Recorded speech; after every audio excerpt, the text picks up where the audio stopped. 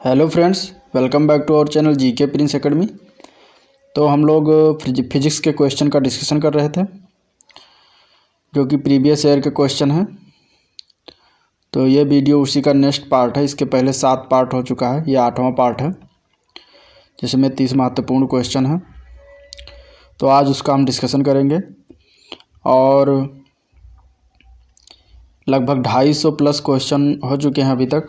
तो आप लोग देखना चाहिए, इसका मैं डिस्क्रिप्शन में लिंक दे दूंगा, तो वहाँ से देख सकते हैं। चलिए स्टार्ट करते हैं।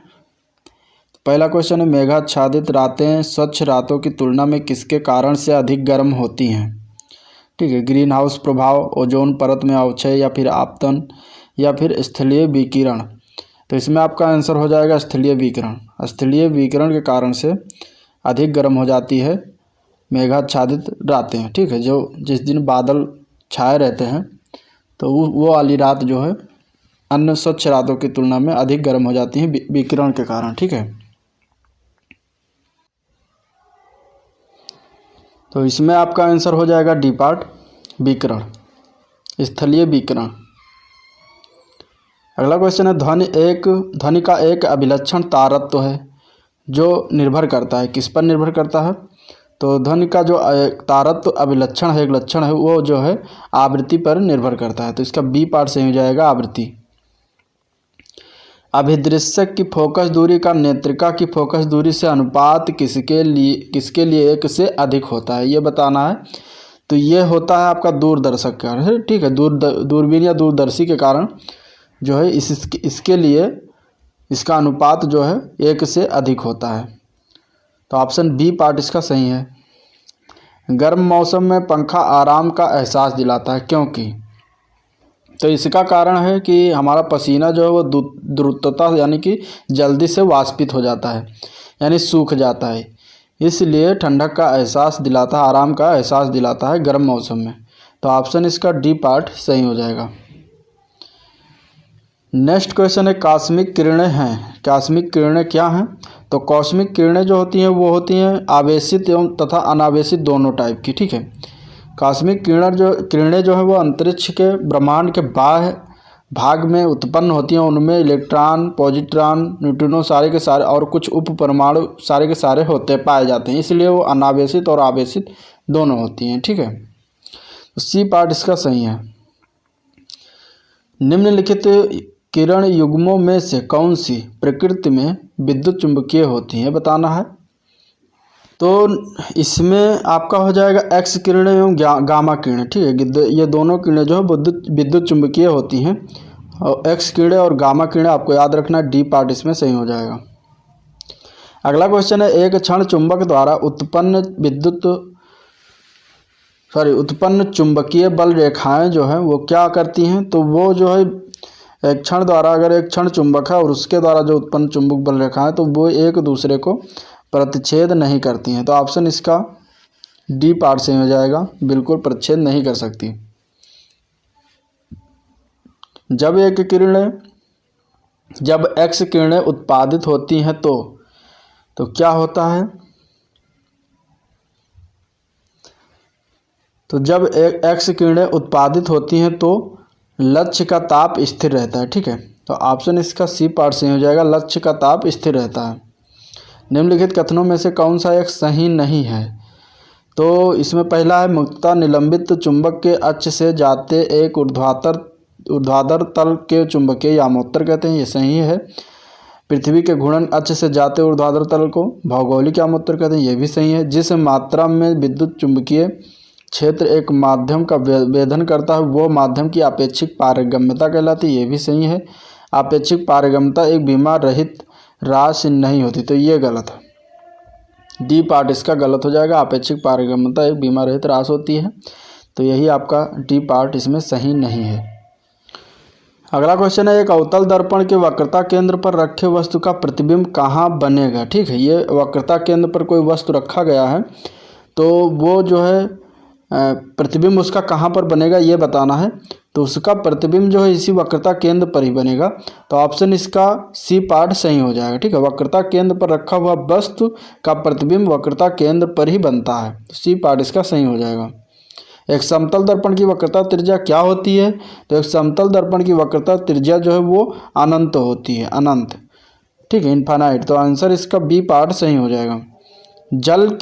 जल से भरे एक बीकर में एक सिक्का ऊपर उठा प्रतीत होता है। यह परिघटना किस गुण के कारण होती है? ठीक है, कौन सा गुण है जो जिसके कारण ऊपर उठा हुआ प्रतीत हो, या छड़ जो है मुड़ी हुई प्रतीत होती है? तो इसका आंसर आपका हो जाएगा प्रकाश का अपवर्तन। प्रकाश के अपवर्तन के कारण जो है सिक्का ऊपर उठा हुआ प्रतीत होता है जल में। ठीक है, चलिए नेक्स्ट क्वेश्चन देखते हैं। प्रकाश की एक किरण एक पारदर्शी ग्लास प्लेट पर गिरती है। इसका एक अंश परावर्तित और एक अंश अपवर्तित हो जाता है। तो परावर्तित एवं अपवर्तित किरणें आपस में लंबवत होगी। कहाँ पर लंबवत होंगी, किसके लिए? तो वो होगा केवल एक आपतन कोण के लिए लंबवत होंगी। ठीक है, तो ऑप्शन इसका सी पार्ट सही हो जाएगा। एक सांवली त्वचा का व्यक्ति एक गोरी त्वचा के व्यक्ति की तुलना में कम गर्मी तथा कम सर्दी का, ठीक है, सांवली त्वचा जो है वो अधिक गर्मी और कम सर्दी का अनुभव करेगा गोरी त्वचा के व्यक्ति की तुलना में। तो इसका आंसर जो है वो सी पार्ट सही हो जाएगा, अधिक गर्मी तथा कम सर्दी का अनुभव करेगा। नेक्स्ट क्वेश्चन है, निम्नलिखित में से कौन सा एक न्यूनतम ताप दोतित करता है? ठीक है, तो सबसे न्यूनतम ताप इसमें से 1 केल्विन ताप मापक्रम होता है। तो ऑप्शन इसका बी पार्ट सही हो जाएगा, 1 केल्विन मापक्रम। यदि एक पिंड सरल आवर्त गति में गतिशील हो तो वेग एवं त्वरण में कालांतर कितना होगा? तो वेग एवं त्वरण में कालांतर जो होगा वो 90 डिग्री का होगा। ठीक है, तो आंसर इसका बी पार्ट सही हो जाएगा, 90 डिग्री। एक पिंड ऊर्ध्वाधर दिशा में ऊपर प्रक्षेपित किया जाता है तथा पुनः यह धरातल पर गिरता है। इसकी स्थितिज ऊर्जा बताना कि कहाँ पर अधिकतम होगी? तो धरातल पर अधिकतम होगी, तो गलत है। सर्वाधिक ऊंचाई पर अधिकतम, यही सही हो जाएगा। ठीक है, क्योंकि जब एक वस्तु जो ऊपर जब जा रहा है सीधा वहाँ जहाँ पीक पॉइंट पहुंचता है उसके बाद जहाँ से वो लौटना प्रारंभ करता है तो वहाँ पर स्थितिज ऊर्जा उसकी सबसे अधिकतम होगी। तो आंसर इसका जो है बी पार्ट सही हो जाएगा, सर्वाधिक ऊंचाई पर अधिकतम होगी। नेक्स्ट क्वेश्चन है, निम्नलिखित युग्मों में से किस एक समान विमा नहीं है? ठीक है, तो स्थितिज ऊर्जा गतिज ऊर्जा दोनों की एक समान विमा होती है। फोकस दूरी, ये दूरी है, ऊंचाई ये भी दूरी, तो इसकी भी समान ऊर्जा हो जाएगी, समान विमा हो जाएगी। गुरुत्वीय बल एवं घर्षण बल दोनों बल हैं तो इसके भी समान विमा होंगे। ठीक है, लेकिन घनत्व और विशिष्ट घनत्व के जो है एक समान विमा नहीं होती है। घनत्व होता है द्रव्यमान बटा आयतन। ठीक है, तो द्रव्यमान बटा आयतन होता है तो इसकी जो है केजी किलोग्राम पर मीटर क्यूब होता है, और विशिष्ट घनत्व जो है उसकी कोई विमा नहीं होती है। तो आंसर इसका बी पार्ट सही हो जाएगा। ऊर्जा के सर्वोच्चतम या निकृष्टतम चालक क्रमशः क्या है? तो ऊर्जा का सर्वोच्चतम चालक जो है वो चांदी होता है, सबसे कम जो चालक होता है अचालक मान लीजिए तो शीशा होता है। तो इसका ए पार्ट सही हो जाएगा, चांदी एवं शीशा। अगला क्वेश्चन है, मोटर कार में शीतलन तंत्र यानी कि रेडिएटर किस सिद्धांत पर कार्य करता है? तो ये जो है आपका केवल संवहन पर कार्य करता है। तो आंसर इसका बी पार्ट सही हो जाएगा, केवल संवहन। अगला क्वेश्चन है, अत्यधिक ऊंचाइयों पर भोजन पकाने के लिए प्रेशर कुकर बेहतर है क्योंकि जल का क्वथनांक जो है वो निम्नतर वायुमंडलीय दाब के कारण कम हो जाता है। तो आंसर इसका बी पार्ट सही हो जाएगा। सौर प्रकाश में सर्वाधिक सामान्य प्रकार की विकिरण ऊर्जा जो मनुष्यों में त्वचा की धूम्र ताम्रता का कारण होती है क्या कहलाती है? तो उसे कहते हैं पराबैंगनी विकिरण। पराबैंगनी विकिरण उसे कहते हैं, तो बी ए पार्ट सही हो जाएगा। जब किसी शेविंग ब्रश को पानी से निकाला जाता है तब उसके बाल आपस में किस कारण चिपक जाते हैं? तो ये होता है आपका पृष्ठ तनाव के कारण। तो आंसर इसका पृष्ठ तनाव सही हो जाएगा। नेक्स्ट क्वेश्चन है, जब एक मनुष्य द्वारा भूमि पर लगाया गया दबाव सबसे अधिक कब होगा? ठीक है, एक मनुष्य के द्वारा भूमि पर लगाया गया दबाव सबसे अधिक कब होगा? जब वो नीचे भूमि पर लेट जाता है? नहीं। ठीक है, और जब वो एक पैर की पादांगुली पर खड़ा हो जाता है? तो यही आपका आंसर हो जाए, बी पार्ट सही हो जाएगा। ठीक, क्योंकि दाब बराबर होता है बल बटा क्षेत्रफल। ठीक है, बल बटा क्षेत्रफल होता है दाब बराबर। तो जब क्षेत्रफल जितना कम होगा, ये अपान में तो क्षेत्रफल जितना कम होगा तो दाब उतना ही अधिक लगेगा। ठीक है, दाब बराबर बल बटा क्षेत्रफल होता है, तो जितना ही क्षेत्रफल कम होगा उतना ही दाब अधिक होगा।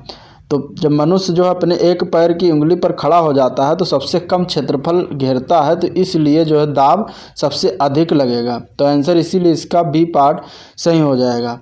ठीक है। संचार में प्रयुक्त फाइबर ऑप्टिकल केबल किस सिद्धांत पर कार्य करता है? तो फाइबर ऑप्टिकल केबल जो है वो प्रकाश के पूर्ण आंतरिक परावर्तन के सिद्धांत पर कार्य करता है। तो ऑप्शन इसका डी सही हो जाएगा। सीवी रमन को किस क्षेत्र में कार्य करने के लिए नोबेल पुरस्कार से सम्मानित किया गया? तो सीवी रमन को जो है प्रकाश प्रकीर्णन के क्षेत्र में नोबेल पुरस्कार के सम्मानित किया गया। इन्होंने प्रकाश प्रकीर्णन के क्षेत्र में कार्य किया था। ठीक है। तो आंसर इसका बी पार्ट सही हो जाएगा। अगला क्वेश्चन देखते हैं, क्रिस्कोग्राफ का आविष्कार किसने किया? क्रिस्कोग्राफ का आविष्कार पूछा गया तो इसका आविष्कारक जो थे उनका नाम था जेसी बोस। जेसी बोस नाम था। तो ऑप्शन इसका सी पार्ट सही हो जाएगा, जेसी बोस। ठीक है। 0 डिग्री सेंटीग्रेड पर पारद यानी कि मरकरी के 760 mm कॉलम द्वारा लगने वाला दाब क्या कहलाता? तो कहलाता 1 एटमॉस्फेयर। ठीक है। आंसर इसका बी पार्ट सही हो जाएगा, 1 atmosphere. The man who knew infinity शीर्षक वाला फिल्म चलचित्र किसकी जीवनी पर आधारित है? तो ये जो है रामानुजम के जीवनी पर आधारित है। ऑप्शन इसका ये पार्ट सही हो जाएगा, रामानुजम। ठीक है। कण बोसान नाम का किस संबंध किस नाम से? ठीक है। बोसान नाम का संबंध किस नाम से है? ठीक, किसके नाम से जो है बोसान कण रखा गया, कण का नाम? तो इसका आपका आंसर सही हो जाएगा एस.एन. बोस। एस.एन. बोस के नाम पर जो है कण बोसान नाम रखा गया। तो आंसर इसका बी पार्ट सही हो जाएगा, एस.एन. बोस।